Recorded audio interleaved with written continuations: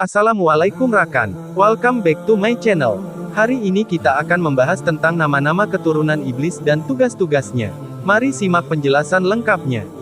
Sebagai makhluk yang paling dimuliakan Tuhan, manusia patut bersyukur atas segala karunia yang diberikan olehnya. Manusia diciptakan dengan bentuk terbaik, dari segi fisik maupun nilai-nilai luhur yang terkandung di dalam jiwa.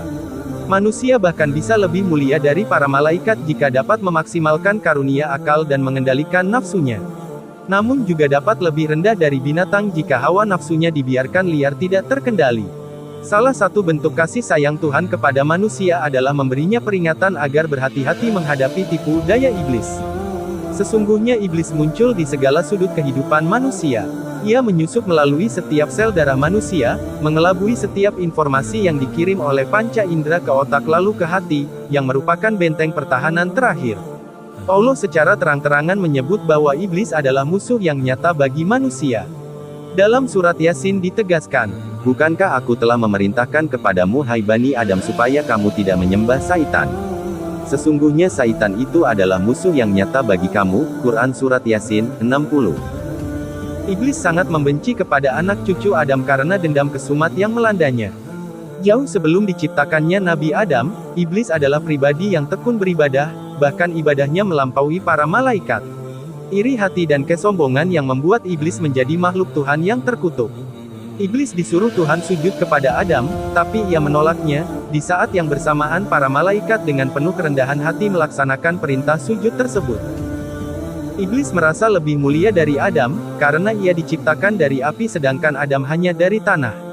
Karena arogansi dan pembangkangannya itulah, iblis diusir dari surga, ia mendapat laknat dari Tuhan selama-lamanya hingga hari kiamat. Mulai saat itulah iblis secara terang-terangan menyatakan permusuhannya kepada Adam dan anak cucunya. Bahkan, menurut sebagian ulama, kebencian iblis kepada anak cucu Adam jauh lebih besar daripada kepada Nabi Adam sendiri. Pertimbangannya karena iblis diciptakan dari api, anak cucu Adam dari air, sementara Adam dari tanah liat. Sisi kontradiksi api dengan air lebih besar daripada dengan tanah liat. Iblis benar-benar menjadi musuh besar bagi manusia. Syekh Al-Fakhr Al-Razi, Mafati Al-Ghaib, Beirut, Dar Al-Fikr, Juz 13, halaman 98. Iblis mengancam manusia dengan 7 ancaman, 4 diantaranya ada di surat Al-Nisa, sebagai berikut. "Dan aku benar-benar akan menyesatkan mereka, dan akan membangkitkan angan-angan kosong pada mereka dan menyuruh mereka, memotong telinga-telinga binatang ternak, lalu mereka benar-benar memotongnya, dan akan aku suruh mereka, mengubah ciptaan Allah, lalu benar-benar mereka mengubah." Keturunan dan prajurit iblis berikut tugas-tugasnya seorang pakar tafsir terkemuka, Imam Mujahid sebagaimana dikutip Syekh Abdurrauf Al-Manawi menyebutkan bahwa iblis memiliki keturunan dan prajurit yang terstruktur rapi, mereka bekerja sesuai bidangnya masing-masing. Berikut penjelasannya, Al-Syabru makhluk satu ini selalu berurusan dengan segala bentuk cobaan yang menimpa manusia. Setiap kali manusia mendapatkan cobaan akan dibuatnya galau dan tidak sabar menerimanya. Segala ekspresi berlebih dikala mengalami musibah seperti menangis histeris, depresi, mengamuk dan tradisi jahiliyah lainnya berhubungan dengan pengaruh Al-Syabru. 2. Al-Awar bertugas di bidang tindak asusila. Cucu iblis inilah yang mengajak manusia melakukan hubungan seks bebas dengan lawan jenis. Al-Awar mampu memberikan tegangan tinggi di bagian kemaluan pria dan wanita untuk menambah gairah melakukan hubungan terlarang. 3. Al-Saud inilah mungkin cucu iblis yang paling berhasil di bidangnya. Cucu iblis yang satu ini bekerja di bagian pemberitaan. Ia berperan meracuni sebuah berita dengan penuh kedustaan. Maraknya penyebaran isu-isu yang tidak jelas dasar kebenarannya merupakan andil besar dari cucu iblis yang satu ini. 4. Al-Dasim berperan menghancurkan keharmonisan rumah tangga pasangan suami istri. Pengaruhnya akan semakin cepat menjalar jika suami hendak memasuki rumah tanpa terlebih dahulu mengucapkan salam terhadap keluarga yang ada di rumah atau tidak dalam kondisi berzikir. 5. Al-Zalanbur, ia selalu standby di pasar-pasar. Cucu iblis satu ini yang membuat para pebisnis di pasar rentan melakukan tindak penipuan dan kecurangan dalam bertransaksi. Janji-janji palsu pedagang terhadap konsumen merupakan tipu daya dari Al-Zalanbur. 6. Al-Walhan, keturunan iblis satu ini bertugas mengganggu urusan bersuci manusia.